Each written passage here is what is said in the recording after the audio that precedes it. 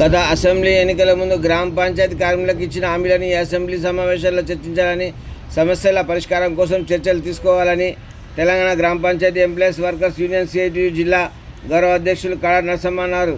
గ్రామ పంచాయతీ కార్మికుల సమస్యలపై అసెంబ్లీ సమావేశంలో మాట్లాడడానికి గురువారం మెదక్ శాసనసభ్యులు మైనంపల్లి రుద్రరావుకు వినతి పత్రం సమర్పించారు.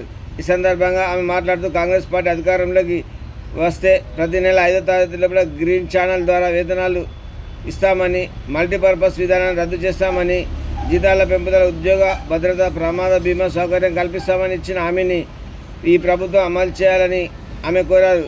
గత 3 నెలల నుండి జీతాలు రాక కార్మికులు అర్ధాకలతో అలమటిస్తున్నారని ఆవేదన వ్యక్తం చేశారు. కనీస వేతనం 20,000 రూపాయలు ఇవ్వాలని, ఉద్యోగ భద్రత కల్పించాలని, గ్రామ పంచాయతీ కార్మికులకు పర్మనెంట్ చేయాలని ప్రభుత్వాన్ని కోరారు. పెండింగ్ వేతనాలను వెంటనే చెల్లించాలన్నారు. గ్రామ పంచాయతీ కార్మికుల సమస్యలపై అసెంబ్లీ సమావేశంలో మాట్లాడి వినతి పత్రాలు ఇస్తున్నట్లు ఆమె తెలిపారు. మార్చి 17వ తేదీన చెలో హైదరాబాద్ కార్యక్రమంలో జిల్లాలో ఉన్న గ్రామ పంచాయతీ కార్మికులందరూ అధిక సంఖ్యలో పాల్గొని జయప్రదం చేయాలని ఆమె పిలుపునిచ్చారు. ఈ కార్యక్రమంలో సంఘం జిల్లా నాయకులు సత్తయ్య, లల్లు ప్రసాద్, బాబు, మరియమ్మ, ఆయమ్మ, దుర్గయ్య, ప్రవీణ్ తదితరులు పాల్గొన్నారు.